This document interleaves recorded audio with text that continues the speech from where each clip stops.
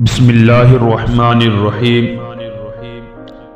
اللہ کے نام سے شروع کرتا ہوں جو بڑا نہایت رحم کرنے والا ہے۔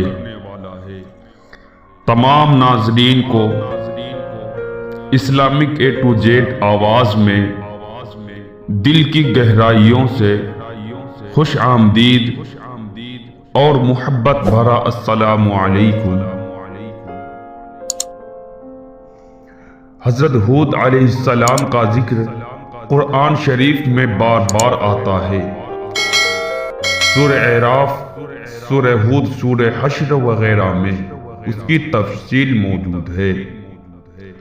حضرت نوح علیہ السلام کی اولاد مدتوں تک دنیا میں بسی اور آہستہ آہستہ پھر خدا تعالیٰ کو بھول گئی۔ شیطان نے پھر ان کو بہکا کر بتوں کی پوجا پر لگا دیا۔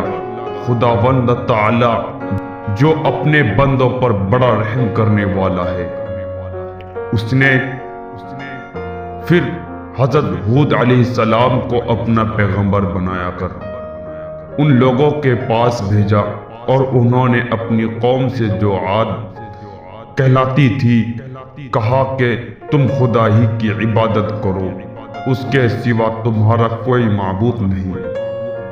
میں تم سے اس وعظ و نصیحت کے بدلے کوئی مزدوری یا اجرت نہیں مانگتا، مجھے اس کا بدلہ تو وہ دے گا جس نے مجھے پیدا کیا۔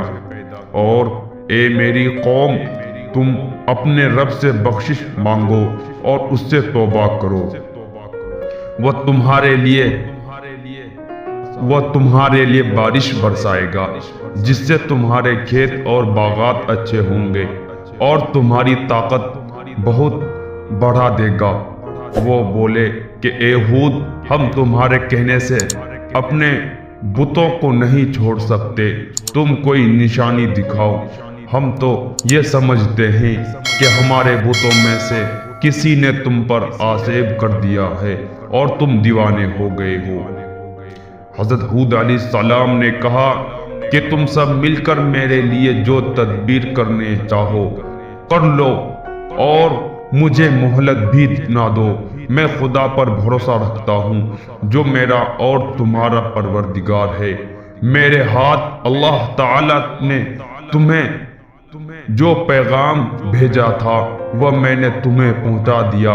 اگر تم میرا کہنا نہ مانو گے تو اللہ پاک تمہاری جگہ اور لوگوں کو بسا دے گا اور تم خدا تعالیٰ کی کچھ نقصان نہیں کر سکتے۔ اس پر ان کے قوم نے کہا، روز تو ہمیں خدا کے عذاب سے ڈراتا ہے، جا اپنے خدا سے کہہ کہ ہم پر عذاب نازل کر دے اور اس میں ہرگز دیر نہ کرے۔ حضرت ہود علیہ السلام پر جو ایمان لائے تھے وہ غریب اور کمزور تھے، اور جو کافر تھے وہ مالدار اور سردار تھے۔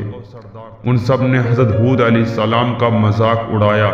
آسمان پر ایک بادل نمودار ہوا جسے دیکھ کر یہ سمجھے کہ بارش ہونے والی ہے۔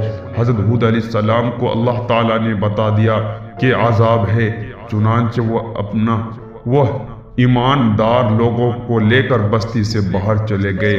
اس بادل کی آندھی آئی جو 8 دن اور 7 رات تک صرف چلتی رہی، یہاں تک کہ سب کافر مر گئے اور تو نابود ہو گئے، اور اس طرح ایک بار پھر اللہ تعالیٰ کی زمین کافروں اور مشرکوں سے خالی ہو گیا۔ تو ناظرین کرام، آج کی ہمارے یہ اسلامک واقعہ کیسے لگا کمنٹ کر کے ضرور بتائیں۔ اگر آپ ہمارے چینل پر نئے ہیں تو چینل کو ضرور سبسکرائب کریں۔ شکریہ۔